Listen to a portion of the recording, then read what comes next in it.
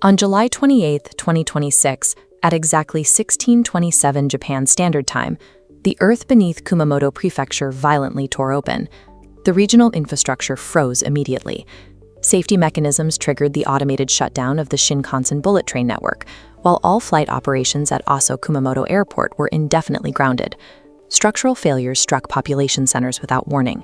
At the Aeon Mall in Kashima Town, the intense shaking triggered an explosion, bringing down portions of the ceiling and trapping civilians beneath layers of twisted metal and shattered concrete. The human toll quickly became apparent. At least 20 people died and nearly 400 were injured. Within hours, the Japanese government deployed 5,000 self-defense force personnel to extract survivors from the debris. Japan is one of the most highly fortified nations on Earth, yet a magnitude 7.1 event brought an entire prefecture to a complete standstill in a matter of seconds. Japan sits on less than 1% of the Earth's land area, but it accounts for roughly 20% of the world's magnitude 6.0 or higher earthquakes. The country has spent decades engineering its cities to withstand exactly this kind of threat, yet the Kumamoto quake broke through those physical defenses. To understand how an earthquake can bypass the strictest building codes in the world, we have to look past the surface destruction and examine the geological mechanics operating miles underground. This map shows the Pacific Ring of Fire, a 40,000-kilometer arc of volcanic and seismic activity. Right in the middle, Japan sits squarely at a fractured intersection of 4 tectonic plates. Along the eastern coast, the Pacific Plate is actively driven underneath the landmass at 83 millimeters per year, a process known as subduction. But the 2026 Kumamoto event was not caused by deep subduction. It occurred inland, triggered by a rupture along the Hinagu Fault within the Upper Eurasian Plate. This cross-section compares a deep subduction earthquake to a shallow crustal quake. When a rupture happens 300 kilometers down, the seismic waves travel through massive layers of rock, losing significant energy before they reach our cities. The Kumamoto quake ruptured at a depth of just 10 kilometers. The energy had 0 time and distance to dissipate, delivering a concentrated, explosive shockwave directly into the local surface infrastructure. When the Hinagu Fault slipped, the released pressure radiated outward in the form of seismic waves. Earthquakes produce 2 types of energy.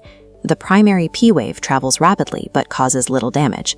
Following behind is the slower, intense S wave that tears buildings apart. Japan's early warning network exploits this time gap, using deep Earth sensors to intercept the P wave before the destructive S wave arrives.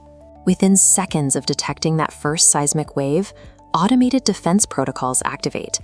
The system instantly broadcasts emergency alerts to every cell phone in the region and forces high-speed trains to apply emergency brakes.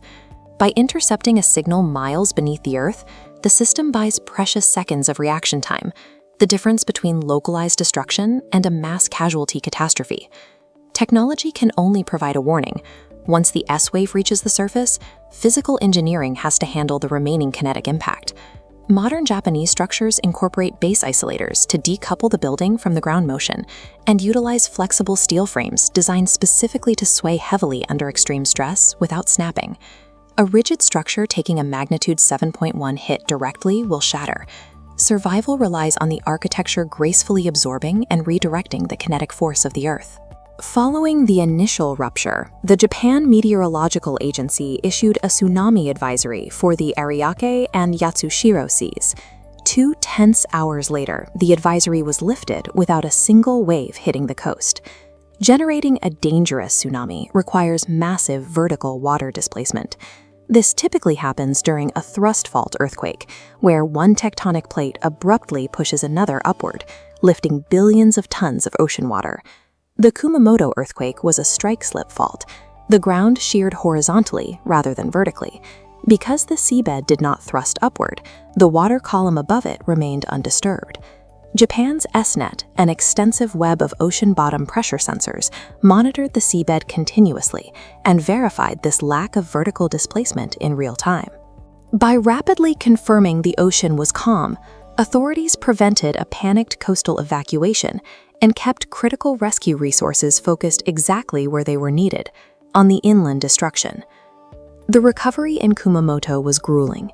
In the days following the initial shock, more than 100 aftershocks battered the region, threatening structures like Kumamoto Castle, whose massive stone walls had already been fractured and compromised.